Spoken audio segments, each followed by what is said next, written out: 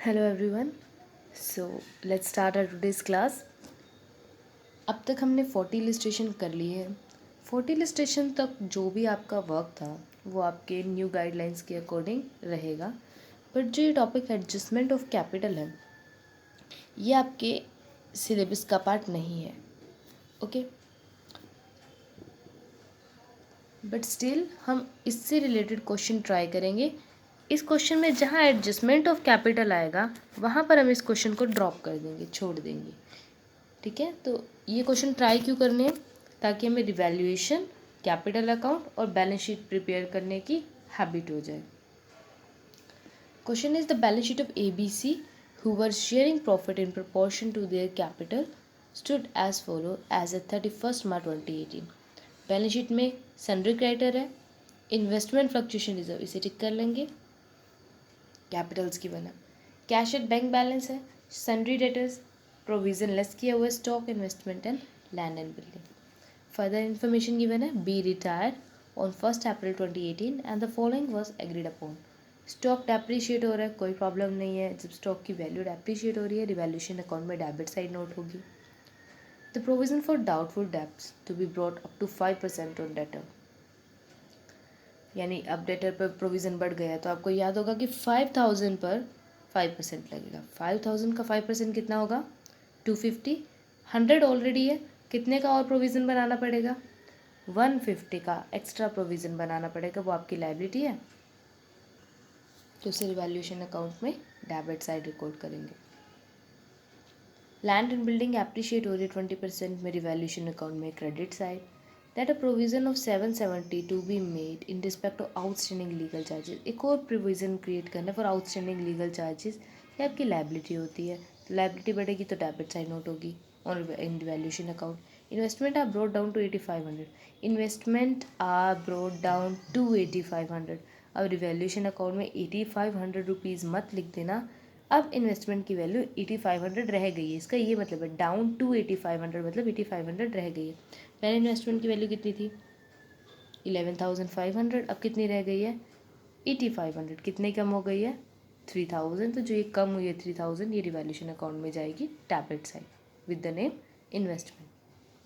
That the goodwill of the firm B fixed eight 10800। Goodwill clear है। And B's share of goodwill be adjusted into the account of A and C who are going to share future profit in 5:3। अब इस question में आपको देखो क्या given है, आपको old ration given है जो कैपिटल के अकॉर्डिंग था, 18,000, 13,500 और 9,000, इनका रेशियो निकाल लेंगे जो कि 4:3:2 आ जाएगा, और साथ में हमें न्यू रेशियो गिवन है। तो हमें यहाँ गेनिंग रेशियो निकालना पड़ेगा ताकि हम इस गुडविल को जो ये वाली गुडविल को एडजस्ट कर सके। ये पूरी फर्म की गुडविल है, इस गुडविल में से पहले बी का शेयर निकालेंगे, फिर जो आएगा वो ए और सी से ले लेगा। किस रेशो में लेगा? गेनिंग रेशो में लेगा। Next point, that the entire capital of the firm as newly constituted be fixed at 28,000 between A and C in proportion to 5:3। Actual cash to be brought in or paid off as the case may B.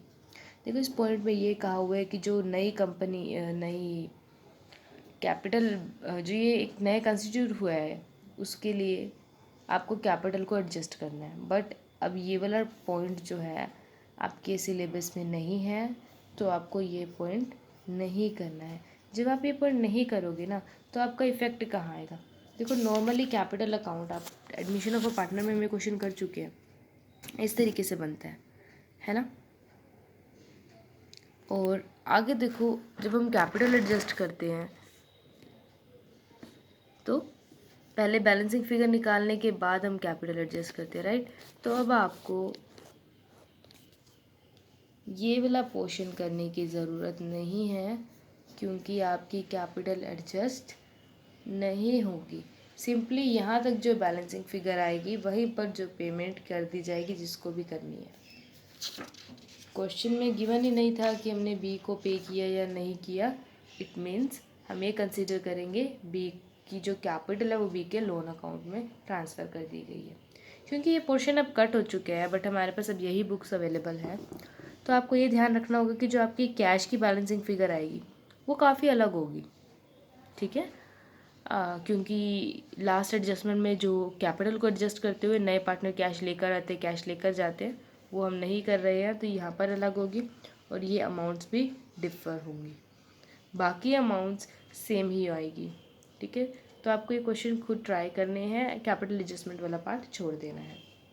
Let's move to the next question. Illustration 42. Lena, Madan, Naresh were partner in a firm sharing profit and loss in the ratio of 2:2:3. On 31st March 2015, balance sheet was as follows: trade creditor, bank overdraft, long term debt, employees provident fund and capital. इसमें से कुछ भी नहीं है जो हमें self adjust करना है। Land and building, machinery, furniture, investment, closing stock, sundry debtor, bank, deferred advertisement expenditure. Deferred advertisement expenditure ये लॉस कंसीडर किया जाता है और इसे डिस्ट्रीब्यूट किया जाता है among partners. Okay, next is further information में गिवन है कि मदन रिटायर हो रहा है फर्म से और बिजनेस को कैरी करने के लिए कुछ रिवैल्यूएशन से रिलेटेड ट्रांजेक्शन्स है। Land and building appreciated by 2,40,000। ये इतनी बड़ी अमाउंट देख के मत सोचना कि 2,40,000 नहीं आएगा, डिफरेंस आएगा। एग्जैक्टली 2,40,000 रुपीज़ से लैंड और बिल्डिंग की वैल्यू बढ़ी है, तो रिवैल्यूएशन अकाउंट में क्रेडिट साइड पर 2,40,000 ही दिखाया जाएगा। एंड मशीनरी भी डेप्रिशिएटेड बाय 10%, मशीनरी की वैल्यू 10% से कम कर दी जाएगी। 50% of the investment were taken over by retiring partner eight book value. 50% investment कौन ले गया? रिटायरिंग पार्टनर ले गया, तो उसकी कैपिटल कम कर देंगे। जब कोई पार्टनर बिजनेस की कोई एसेट लेकर जाता है तो उसकी कैपिटल कम कर दी जाती है, क्योंकि आपको बताया कि कैश में ट्रांजैक्शन नहीं होती है पार्टनर और फर्म के बीच में, सीधा कैपिटल पर इफेक्ट पड़ता है। ओके, तो इसकी एंट्री क्या करेंगे? इसकी एंट्री होगी कैपिटल अकाउंट में, जहाँ पर इन्वेस्टमेंट का 50%, इन्वेस्टमेंट की वैल्यू गिवन है 2 लाख, 50% 1 लाख, 1 लाख रुपीज़ से कैपिटल को कम दिखा देंगे, यानी कि कैपिटल अकाउंट में डेबिट साइड दिखाएंगे हम टू इन्वेस्टमेंट और मदन की कैपिटल 1 लाख रुपीज़ से कम कर देंगे। An old customer Mohit whose account were written off as bad डेप्ट has promised to pay 7,000 in full settlement of his डेप्ट ऑफ 10,000। अब इस पॉइंट को ध्यान से सुनना। एक ओल्ड कस्टमर था जिसका अकाउंट हम ऑलरेडी बैड डेप्ट कर चुके थे, ठीक है, जिसका अकाउंट बैड डेप्ट कर दिया था। Now he has promised to pay 7,000। उसने प्रॉमिस किया है पे करने को, पे नहीं कर दिया, ठीक है। ही प्रोमिस्ड कि वो 10,000 पे करेगा इन फुल डेप्ट ऑफ 10,000। 10,000 का उसका पूरा डेप्ट था, जिसमें से वो 7,000 पे करने का प्रॉमिस कर रहा है। गलती क्या होती है, कई बार हम कहते हैं कि 3,000 के बैड डेप्ट हो गए। इस 10,000 को तो हम ऑलरेडी बैड डेप्ट दिखा चुके थे, यानी कि was written off. Was written off as bad डेप्ट का क्या मीनिंग है? हम इसे बैड डेप्ट ऑलरेडी दिखा चुके थे। ये तो सडनली क्या हुआ, आपको एक तरह की रिकवरी हो गई, बट उसने अभी पे नहीं किए, उसने प्रॉमिस किया कि वो पे करेगा, इसलिए आपके सन्ड्री डेटर्स इंक्रीज हो जाएंगे 7,000 से। अंडरस्टूड? क्योंकि देखो, जो डाउटफुल होते हैं, जो बैड डेप्ट होते हैं, वो सीधा वो होते जो नहीं पे करते। इससे भी हमने बैड डेप्ट कंसिडर कर लिया था, बट मोहित ने अब हमें प्रॉमिस किया 7,000 पे करेगा, हमने ट्रस्ट कर लिया एंड हमने सन्ड्री डेटर को इंक्रीज कर दिया। प्रोविजन फॉर डाउटफुल डेप्ट was to be made at 5% on debtor. अब एक इंटरेस्टिंग थिंग यहाँ पर अगेन आ गई। देखो, पहले बुक ऑफ अकाउंट्स में डेटर कितने थे? 4 लाख। अभी सडनली कितने और बढ़ गए? 7,000। अब टोटल कितने हो गए? 4,07,000 हो चुके हैं। तो जब हम प्रोविज़न बना रहे हैं डाउटफुल डेप्ट का, तो 4 लाख पर नहीं बनेगा, 4,07,000 पर बनेगा, ठीक है। Next is closing value, stock will be valued at market price which is 1 lakh less than the book value. Sidhi words में कहे तो क्लोजिंग स्टॉक के 1 लाख से कम हो रहा है। Goodwill of the firm is to be valued at 5,60,000 and Madan's share of goodwill be adjusted in the account of Leena and Naresh. Leena and Naresh decided to share future profit in 3:2. Future profit given है and हमें old profit भी given है, gaining ratio निकाल लेंगे क्योंकि पूरी firm की goodwill 5,60,000 है। मदन का शेयर निकालेंगे, मदन का शेयर है 2/7, तो इसका 2/7 कर लेंगे, 1,60,000 आ जाएगा। तो जो भी गेनिंग रेशियो निकलेगा, जो भी गेनिंग रेशियो, उसके अकॉर्डिंग डिवाइड हो जाएगा। Total capital of the new firm, क्योंकि आपने एडजस्टमेंट नहीं करना है तो ये पेमेंट नहीं होगी, ये वाला पॉइंट कट है। लास्ट पॉइंट है amount due to Madan settle by accepting a bill of exchange in his favour payable after 4 month. यानी मदर को जो पेमेंट करनी है अब उसका अकाउंट लोन में कन्वर्ट नहीं होगा, सीधी सीधी कहा कि बिल ऑफ एक्सचेंज में, क्योंकि मदन को अब हमें पैसा देना है, हमने एक्सेप्ट किया है, तो ये क्या होगा, बिल्स पेबल। तो अब सारा मदन का जो कैपिटल है वो बिल्स पेबल अकाउंट में ट्रांसफ़र हो गया। ओके, नेक्स्ट इलिस्ट्रेशन 43 एंड 44 ये आपकी कट है, क्योंकि इस क्वेश्चन में सिर्फ और सिर्फ कैपिटल को एडजस्ट करना बताया हुआ है।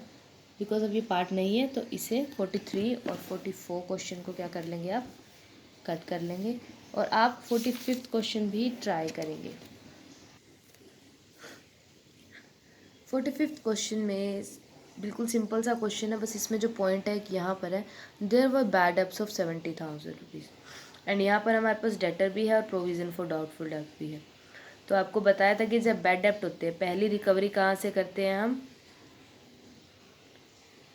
प्रोविज़न फॉर डाउटफुल डेब्ट से, एंड देन सेकेंड रिकवरी कहाँ से करेंगे, रिवैल्यूएशन से। 17,000 के बैड डेप्ट, 10,000 के बैड डेप्ट तो हो गए, यहाँ से कवर 7,000 के जाएंगे रिवैल्यूएशन अकाउंट में। और आपके जो डेटर्स है पहले तो 1,10,000 के थे, अब सीधा 17,000 से रिड्यूस हो जाएंगे, क्योंकि अब 17,000 डेटर तो सीधा 17,000 के कम हुए ना। लॉस रिकवरी कैसे करते हैं, लॉस रिकवरी पहले प्रोविजन से, अगर उसके बाद भी लॉस रिकवर ना हो तो रिवैल्यूएशन में। ठीक है, तो आप 45 तक, जिसमें से 43 और 44 कट है, आपको प्रैक्टिकल क्वेश्चन ट्राई करने हैं। किसी भी पॉइंट में प्रॉब्लम आए तो आपने मुझसे डिस्कस करना है। Hope you understand today's lecture. Thank you.